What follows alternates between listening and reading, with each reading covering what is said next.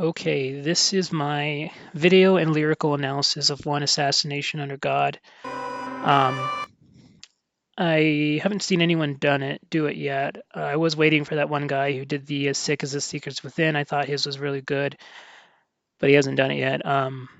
So I thought I'd do it. I think I've been thinking about it a while, and I think I have a pretty good take on the meaning of the lyrics and the music video. So we'll just jump right into it.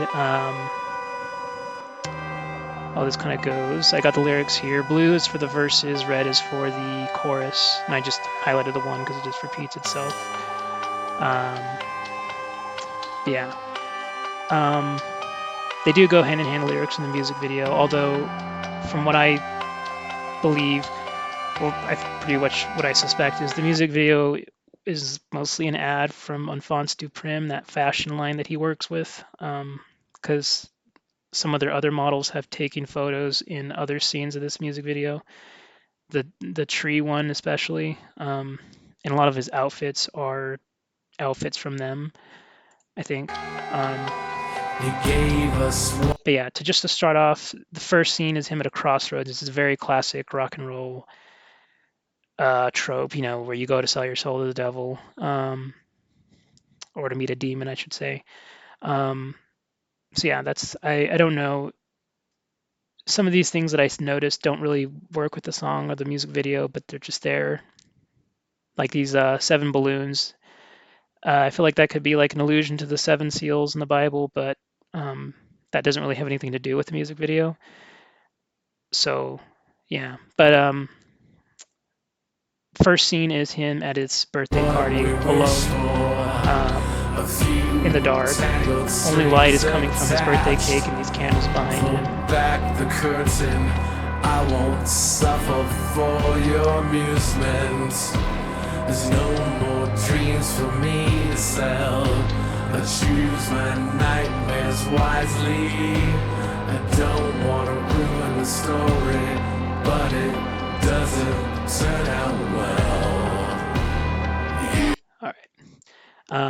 So let's look at the first verse. You gave us what we wished for, a few strangled strings attached. Pull back the curtain, I won't suffer for your amusement. There's no more dreams for me to sell. I choose my nightmares wisely. I don't want to ruin the story, but it doesn't turn out well. To me, what this first line or verse says is it's kind of most of the song is pointed at his accusations and his accusers, or at least addressing it. This first one is, I think, him commenting on the character of Marilyn Manson and Brian Warner, which is his real name. You gave us what we wished for, a few strangled strings attached. Pull back the curtain, I won't suffer for amusement. I read somewhere that this album is very much in the style of Mechanical Animals, where the bombastic songs were Omega and the introspective songs were Alpha. And I feel like it's the same with this. The bombastic songs like Raise a Red Flag and Meet Me in Purgatory are Marilyn Manson, and the songs like Sacrifice of the Mass and As Sick of the Secrets Within are Brian Warner. But then again, they're both, Marilyn Manson is Brian Warner and vice versa. They bleed into each other, obviously. But I feel like there's that duality in this album, just like in Mechanical Animals. I feel like what he's saying with this first verse is that the persona of Marilyn Manson, it's not over, but it's not enough anymore. He needs to kind of be more, pull back the curtain, show more of Brian Warner, which he very much did with songs like As Sick as the Secrets Within and Sacrifice of the Mass. He's made sober songs before or alluded to it, like in there's a song where he kind of alludes to like NA groups. The Devil Beneath My Feet kind of alludes to like, higher power. I think he literally says that, don't need your higher power, which is a common thing they say in NA. And now he's kind of changed his tune on that. Maybe he did going to go to NA and that worked out for him.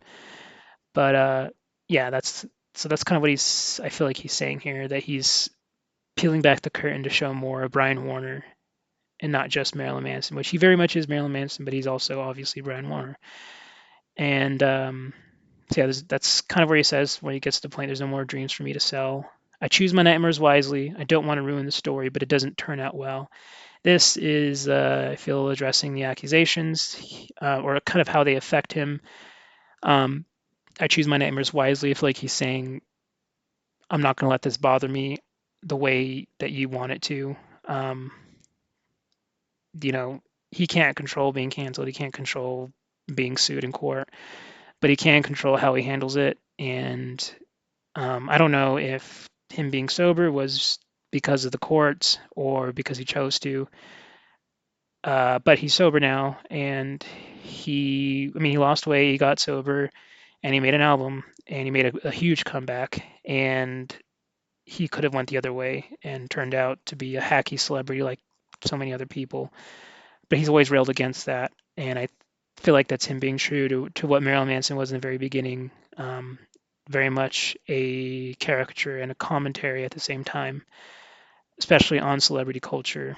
I feel like he's attacked that more than he has actual Christianity. Um, and then I don't want to ruin the story, but it doesn't turn out well. So this I feel is pointed as accusations or as accusers stating that their story isn't going to end out the way they want it to, meaning he's going to win, which he did. The charges were dropped. Less and less people believed it the longer it went on, the more ridiculous the stories were, and the more lack of evidence, I should say, that was pointed out in the court filings, as well as amazing people like Colonel Kurtz and the guy from Tim's cast. I don't know if his name was. I'm sorry, but I do know Celtic Iron. He kind of was there in the beginning. Um, I just really know Colonel Kurtz stuff, but yeah. I feel like that's kind of all he's said on that. So let's go back to the music video. It's a really cool shot with him in the rain. I don't know what this means. It's very David Lynch, which coincidentally he died like 2 weeks ago. Here we are in the chorus. I think it's the chorus. Yeah, that's it.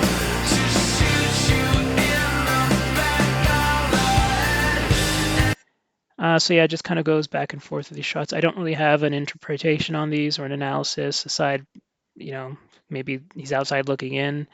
Uh, he's kind of kicked out of the party, maybe. That's what these are trying to say. And then the scene where he's kind of shouting in the sky, maybe he's talking to God. This scene right here. He's kind of looking up. Obviously, he's looking up at the camera, but maybe he's kind of talking to God, like Moses on the mountain or Jesus on the mountain. And then it kind of goes back to the birthday party scene as the chorus goes on. Let's go back to those lyrics. He looks legitimately angry as well. Like there's acting, but he really does look angry. Okay, let's go back. So he says, you will always be entertained. Everybody showed up for the execution, but nobody would show their face. To shoot you in the back of the head and call it sacrifice, they don't deserve to even say your name. So this, I feel, is pointed at everybody, even the fans. Fans, the haters, the critics, the accusers. He's saying everybody showed up. The fans were obviously going to be there, even if it's his destruction, and they're entertained by it. Not saying that we enjoyed it, but we couldn't take our eyes off of it. A lot of us diehard fans, looked at every piece of news, checked it daily, even sometimes at a point. But pretty much anytime he posted, people would flock to that. I know that for a fact because I did it. Just to get any kind of update on what's going on, if he really is going to come back, this and that. Nobody would show their face. I feel that alludes to the beginning of the accusations. I think they were all anonymous, even though it was pretty obvious it was Evan Rachel Wood at the beginning, but she pretty much showed her face like instantly. To shoot you in the back of the head and call it a sacrifice. They don't. Let's get to that part last. Shoot you in the back of the head and call it sacrifice. These women and their lies, they tried to sell it as something noble, as being brave and this and that. But it was just a money grab, a fame grab, an attention grab, and it was a very, very bad betrayal considering not just the accusers, but the people that dogpile or who joined the bandwagon against him, like former band members who barely knew him, just people in general who don't know him. Uh, Especially considering Evan Rachel Wood, someone he actually did love. Uh, Obviously, he, you know, made some of his best like love songs about her, "Running to the Edge of the World," "Heart-Shaped Glasses," "Devour." Um, uh, what's it called? It's not Separation. Disengaged. Just a lot of really amazing love songs or heartbreak songs that he's written in reference to her about her, or I assume at least. Um, but yeah, the fact that they could do something so bad to him, such a like top tier level of betrayal. He's like, it's one thing where he could say like, you know, deserve to die or something like that. But no, he just says they don't even deserve to say your name. There's something so quiet and loud about that single statement here. Um, it's like, I don't know, it's just very powerful lyric. But you know, that's Marilyn Manson. He's a lyricist before anything else. But yeah, that's the chorus. And as it goes through, apparently that scene where he is in the car, pause here, that scene, apparently the car is the same car he used in the heart-shaped glasses video when him and Evan Rachel Wood drove off a cliff. I can't tell if the windshield's cracked. I think it's a reflection or just the other part of the car. But yeah, I thought that was, if that's true, that's very interesting that he would use that. That's probably really all he can allude to her or reference her as far, you know, as legal stuff goes. Immediately, here's a juicy thing that I've seen no one talk about. This scene, at first glance, I thought he was on a pile of mannequins, like the Dope Show mannequins, or just bodies in general at first glance. But of course, you zoom in, you see that's just wood that is on top of. So that's to me, that's kind of with the accusations. You know, at first glance, to someone who doesn't know Marilyn Manson as a fan or anything, you look at Marilyn Manson and you would say, yeah, he probably did those things based on the way he looks. You know, he wears leather, you know, masturbated on a bodyguard and does all this crazy stuff on stage. You would say, yeah, he probably did do these things to the women. And based off the way he looks, the things he talks about, the way he says things in his songs, you would believe it at first glance. But when you actually, if you do the most basic amount of critical thinking or do the most basic research, you can see that these accusations are not at all what they seem, and they're very easily discredited to anyone with any common sense or anyone who's not lived out. So that's what that scene where he's on top of the pieces of wood. It also brings me back to like social studies, where I think in the Civil War there was like a battle where this fort was being attacked and they were unmanned or undermanned, I should say, against the opposing army. So the guy who's in charge had them erect like a bunch of fake wooden soldiers and fake wooden cannons to make it seem like they had more soldiers from the distance, and the opposing army retreated. I think that was the Civil War.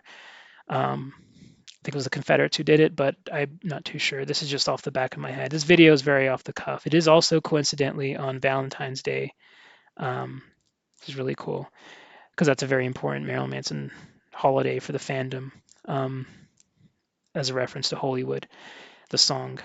But yeah, that's what that kind of alludes to me to, is things not as they seem. With the pile of wood, at first, like I said, I thought it was the mannequins from the Dope Show. It looks like mannequins or body parts. Here we are in the second verse, which is very, very juicy. That's a very cool shot. See, that looks like a crack, but I'm pretty sure that's just the back part of the car because I think it's convertible. I also think that's an allusion to Heart-Shaped Glasses music video. I'm pretty sure there was a scene where that they are having sex in the car and it gets steamy.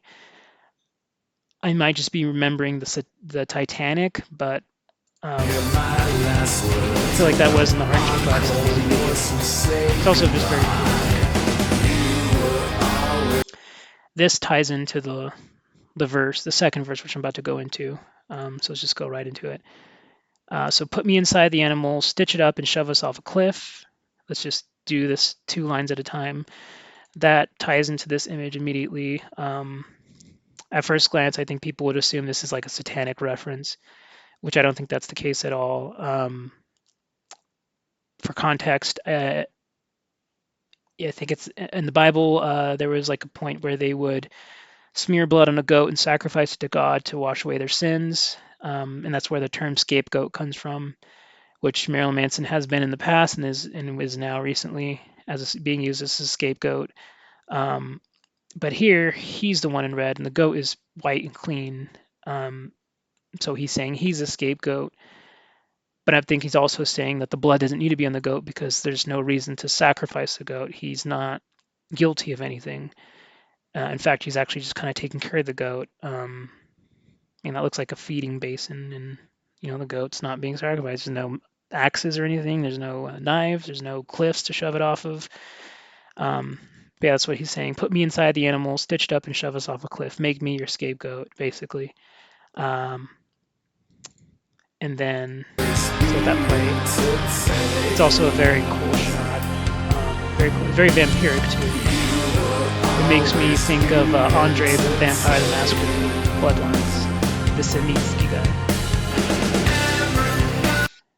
So let's go back here. This is very juicy. When they tear the wings from all the swine, that makes me think of that phrase, I'll believe it when pigs fly. So apply that to the accusations. I'll believe that Marilyn Manson's a rapist when pigs fly. I'll believe these accusations when pigs fly. I'll believe these women when pigs fly.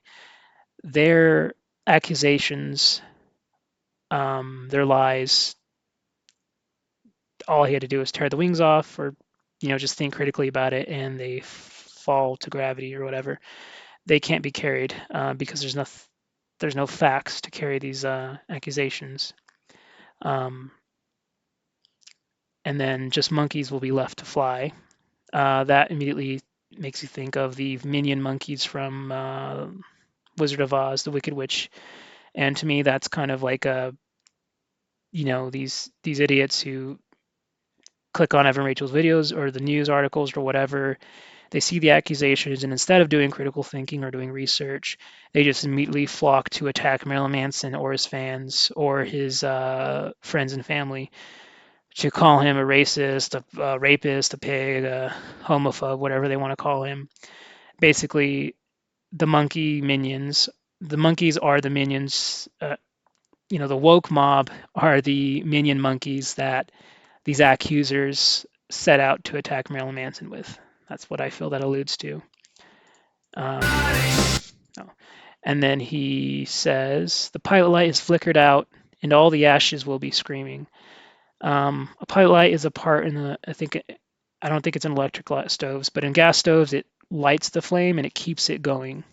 So same thing as kind of like this line with the pigs.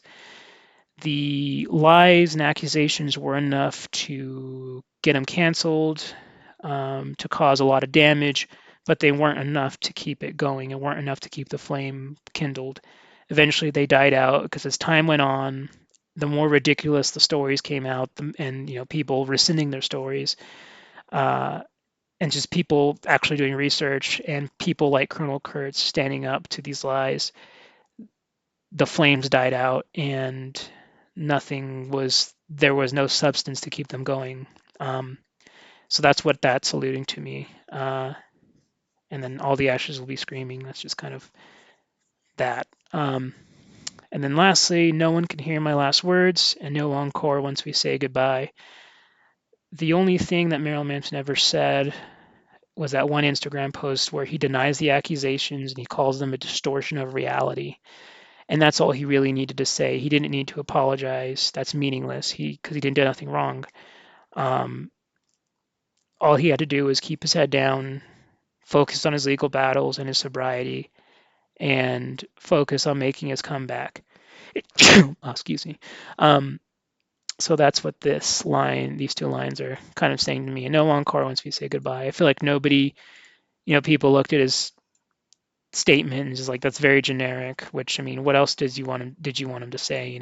Apologize? No, that's all he needed to do was deny it and let the accusations speak for themselves, which they did.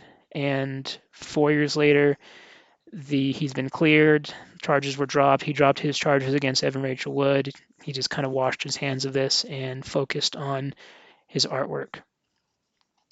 Let's go back to the video. There's only two little bits here that I kind of want to talk about lyrically wise. The rest of the music video, there is one little chunk coming up, but a lot of it is just jumping between these really cool shots. The birthday party, I really think that's him kind of being shut out of his own birthday party, of his own celebration maybe, I don't know.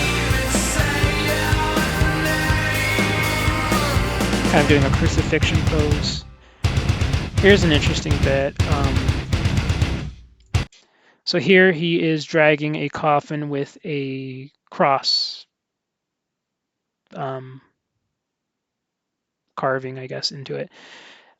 This reminds me of when I think his name was Lindsey Graham or Matthew Graham, something like that. He carried a cross on his back across the country, I think in the mid 2000s. That was like a big deal. And I think that's what he's kind of alluding to. He's maybe it's like a resurrection kind of thing. But interesting enough, he didn't use his celebritarian cross or his new celebritarian cross. I'm pretty sure originally it was just two horizontal lines in the middle, but recently it's been like an upside down version, or maybe he was doing that in Heaven Upside Down too, but I don't think so. But yeah, interestingly, it's just a regular traditional cross he is doing, and maybe that's him saying he's carrying his cross. That's very David Lynch, reminds me of Lost on Rose. But then there's this scene where he's looking in the rear view. It looks like he's looking in the rear view, and maybe behind him he sees this devil. It's very classic. I'm not pausing in the right moment, but there was this, and the guy has a goatee. He's wearing a pitchfork, and he's all red. That's very classic devil caricature. I feel like he's looking back at the devil. Maybe he's leaving the devil in the rearview mirror. This very lends to the rumor that he's became a Christian. I wouldn't call him a Christian, but I've never doubted that he was not a Christian, if that makes sense. Like, I never believed he was an atheist. I always thought he was spiritual. He's always kind of showed respect to Jesus. He's obviously dissed Christians and organized religion, but I've never really believed him to really be actually blasphemous to God. I always feel like he obviously had a respect for Jesus Christ because he uh, drew inspiration from his story with Hollywood a lot. Him and John F. Kennedy, I guess. So I feel like if you really want to lean into the Christian rumors, that's him carrying Jesus and leaving the devil in the rearview mirror, as they say. Leaving the devil in the past. That's one interpretation. That's kind of the best I could really think of, with these images being juxtaposed, and that's like the only time they show up in his music video. A lot of Manson fans aren't gonna like it because a lot of them are edgy atheists, but tough titties. This is also my favorite part. This build up to the breakdown. Here, like I said, he looks legitimately angry. Like, there's acting, but this, I think he's just legitimately angry. Maybe he's thinking of the accusations and all that, and what these women did to him. But yeah, that's legitimate anger to me. When this first came out, I had to watch it with my brother. I had to make him watch it with me, and he likes to make jokes about Marilyn Manson's weight problems. I mean, he was a fatty bum baddie for the last 10 years, but he's lost weight, obviously. But this part, he said, oh, he's screaming lunch. Now that's just comedy gold. I love Manson, but I can still you can still make fun of some people you love. You know. Uh, but yeah, it was a good joke. But I mean, look at him now. He's lost the weight, sober, back with a fresh sound. Kind of has a more solid band now. As he interacts with them more, and gives them more attention. He hasn't done that in a while. Not since Twiggy. Kind of reunited with him somewhat. And it just kind of goes over the chorus again. And a lot of the shots just kind of bounce back and forth between everything, except for the coffin and the devil scene. Those don't really show up at all anymore.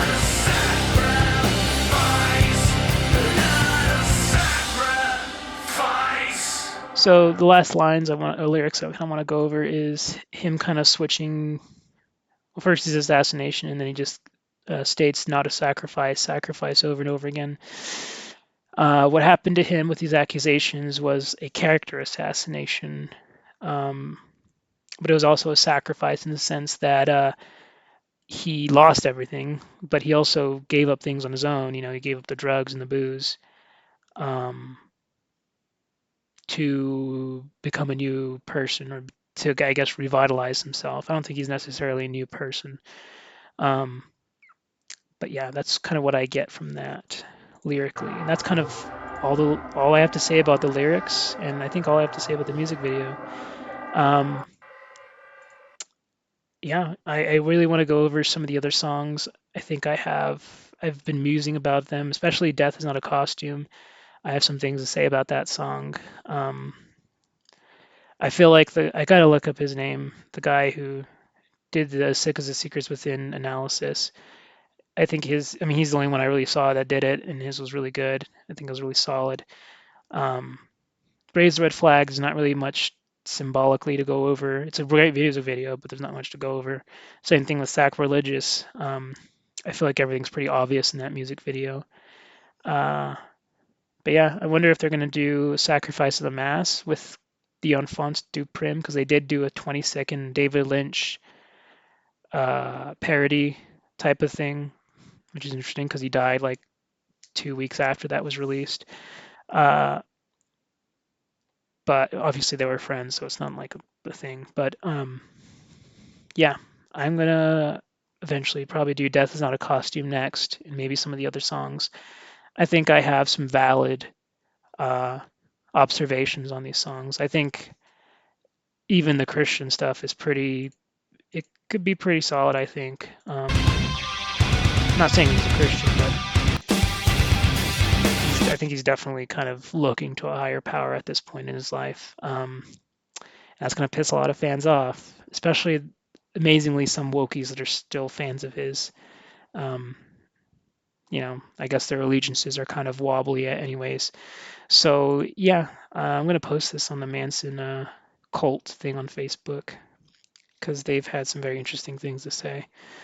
So yeah, and no, I don't think anyone's done an analysis, at least as in depth as this. I hope someone does because um, I mean, I think I'm doing a good job, but obviously someone can do better with editing and all that stuff. But yeah, let me know what you think.